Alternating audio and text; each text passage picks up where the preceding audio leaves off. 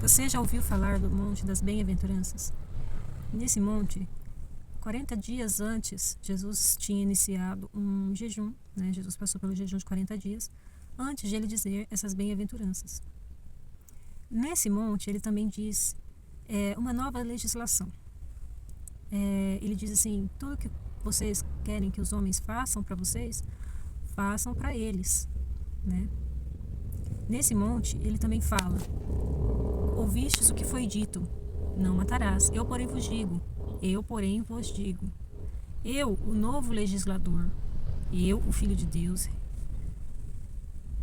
se você odiar o seu irmão, eu tenho autoridade para legislar sobre a lei que vocês ouviram do Sinai.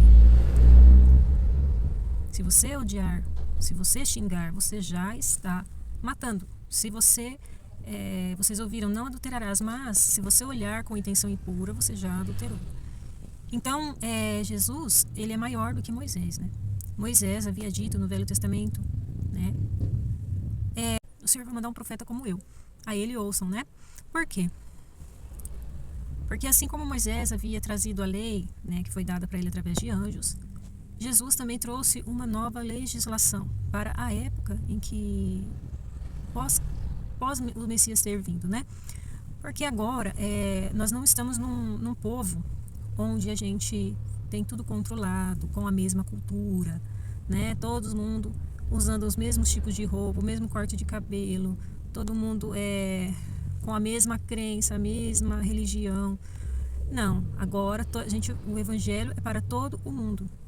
Então, a legislação agora não é mais civil, né? Não tem mais nenhuma ordem de você apedrejar aquele que é criminoso, não tem mais nenhuma lei civil, porque cada um tem a lei do seu país a respeito disso, né? E a gente está submetido aos governantes. O apóstolo Paulo diz que nós devemos respeitá-los. E Jesus não trouxe nenhum tipo de lei civil nesse sentido. Ele trouxe uma lei de convivência e relacionamento, né? Amai o próximo como você ama a você mesmo, né? Orai pelos que vos perseguem, bendizei os que vos maldizem. O apóstolo Paulo, comentando sobre essa nova legislação que Jesus trouxe, ele diz assim, levai as cargas uns dos outros e assim cumprireis a lei de Cristo, né? E em outros textos, como Tiago, capítulo 2, diz assim, se observardes a lei régia, amarás ao teu próximo como a ti mesmo. Tem versões que diz a lei do reino. Então, se observardes a lei do reino. Então, Jesus, ele trouxe uma lei. Então, muitos de nós achamos assim, poxa vida, eu fui salvo por Cristo e agora eu tenho que guardar, então, a lei dada no Sinai, os 10 mandamentos. E aí você não mata, você não rouba, mas você fala mal dos outros. Se a pessoa te persegue, você persegue de volta. Se a pessoa te trai, você trai de volta. Se a pessoa te rouba, você deseja a morte. Porque nada disso, na lei mosaica, né, que veio no Sinai, né, a lei veio num livro que Moisés escreveu. E também tem a tábua que Deus escreveu com o seu próprio dedo, porque ali era o símbolo da aliança. As tábuas são um resumo do livro da lei, tá? Usa quando casa uma aliança, o amor não está naquele objeto, está no coração da gente, aquilo é só um símbolo. Assim também as tábuas eram. E se a gente voltar, tipo assim, eu amo a Jesus, eu fui salvo por ele, agora eu sou uma nova criatura e vou me basear no decálogo somente, o que vai acontecer? Eu não vou seguir a lei régia, a lei do reino, e agora nós estamos sob a lei do reino. E a lei do reino, ela é mais profunda. Você tem que ter o amor verdadeiramente dentro do seu coração. E se você não tem, você deve buscar a Deus para que coloque no seu coração esse tipo de amor, que não é vingativo, que é perdoador, né, que é paciente.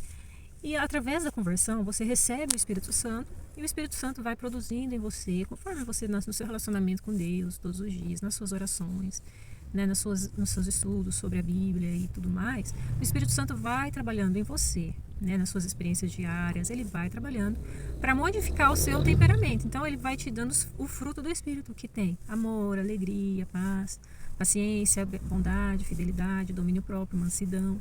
Então, assim, o apóstolo Paulo, ele diz que agora nós estamos sob o ministério do Espírito, né?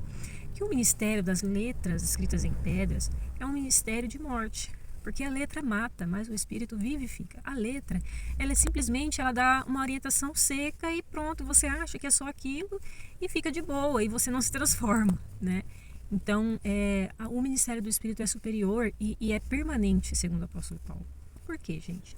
O apóstolo Paulo, ele explica que a lei foi o nosso tutor. É a mesma coisa de eu colocar uma babá para cuidar da minha filha. E essa babá, ela vai ter regras. E quando chega a mamãe é diferente da babá. Eu não preciso mais da babá agora para me ditar regras. Eu tenho a minha mãe.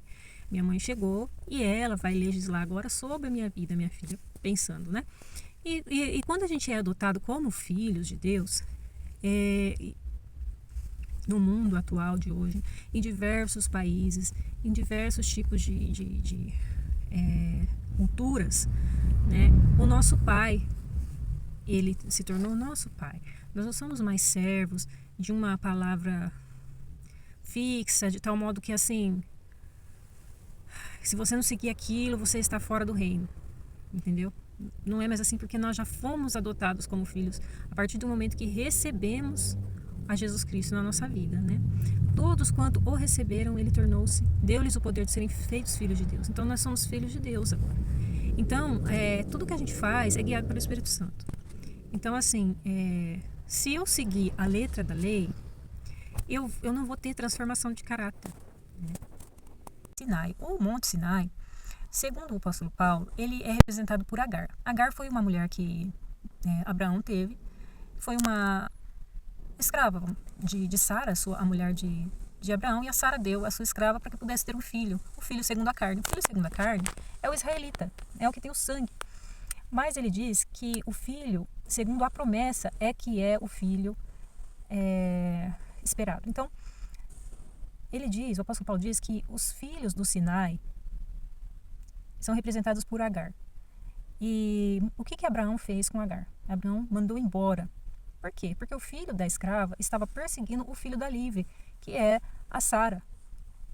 Então ele mandou ela embora com a autorização de Deus, e Deus cuidou de Agar e Ismael, que é o filho, né? E o apóstolo Paulo diz que o Monte Sinai é representado por Agar e que nós devemos mandar embora. Pode ser chocante para muita gente que acredita que os 10 mandamentos são vigentes e vários outros mandamentos do livro da lei, né, são morais. E é chocante você ver que, nossa, mas esses mandamentos morais, então agora a gente pode matar, a gente pode roubar. Gente, o apóstolo Paulo diz que a gente é filho da livre. Não é que a gente pode matar e roubar. Se a gente é filho de Deus, a gente não é filho do Satanás, né? Então a gente não vai agir conforme os servos de Satanás. Então a gente é filho de Deus e a gente vai seguir a lei do reino. E o apóstolo Paulo é claro em dizer que não estamos sem lei para com Deus, estamos sob a lei de Cristo. Levai as cargas uns dos outros e assim cumprireis a lei de Cristo. É isso que ele fala, né? Então, assim, os apóstolos, vou deixar aí para vocês, eu já postei nos stories esses dias, eles falam muito sobre a lei do reino. E quando Jesus voltar, ele conta que ele vai dividir as pessoas entre os bons e os maus, né? Os ímpios e os justos. Ninguém é bom, né? Mas a partir do momento que você crê em Cristo, você se torna justo através do sangue dele. Então Deus vai separar e aí muitos, os que forem salvos, Jesus falou, entra no reino, porque vocês, quando eu tive fome, me deste de beber, quando eu tive comer, quando eu tive sede, me deste de beber, era forasteiro e me hospedaste, estive nu e me vestiste. E eles falam, quando nós fizemos isso? Aí ele fala, quando vocês fizeram aos meus pequeninos irmãos, a mim o fizeram. Então, gente, ele não vai cobrar observância de lei feita com Abraão, de aliança feita com Noé, de aliança feita com Israel. Ele vai cobrar aliança feita com ele. Porque ele deu a sua vida por nós e ele deseja que nós também demos a nossa vida pelos nossos irmãos. No sentido de você colocar ele em maior importância do que você tratar ele bem como você gostaria que ele te tratasse. Essa é a lei do reino. É você ajudar quem pede, você entendeu? Então, quando você fica em outra aliança, você não cumpre a aliança que ele quer agora. E aí o que acontece, né? Ele vai voltar e ele vai perguntar se você cumpriu essa, e não a outra. Isso pode ser chocante, mas se você for ver a profecia a respeito da nova aliança, que está em Jeremias 31, 31 a 33, ele fala: farei uma aliança com vocês, com o povo, com Israel, né? Mas os israelitas também foram chamados para essa aliança. Diferente da que fiz quando vocês saíram do Egito. É diferente. Diferente da que fiz quando vocês saíram do Egito. É diferente. É diferente. Então Deus não vai exigir agora coisas que não cabem como era antigamente um povo que morava no deserto.